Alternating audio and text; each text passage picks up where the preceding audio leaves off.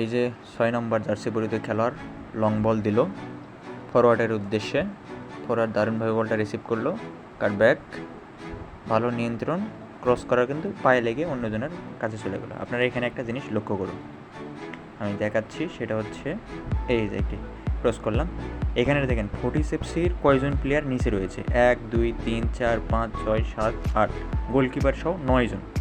এখানে 9 জন একেবারে গোল পোস্টের কাছাকাছি রয়েছে, মানে সীমানার কাছাকাছি। এখান থেকে একটা কাউন্টার অ্যাটাক আমরা যদি দেখি, সেটা হচ্ছে খুবই ভালো লাগছে যে কাউন্টার অ্যাটাকটা আমাকে, সো আমরা দেখে নিই। গুড পাস জুমায়ের থেকে সৌরভ থেকে ভ্যালেরি দারুণ এখানে 3 জনকে কাটার পর পাসটা সরাসরি পাওমর বাবুকে দেয়। পাওমর বাবু লং বল দিদারের উদ্দেশ্যে বাড়ায়।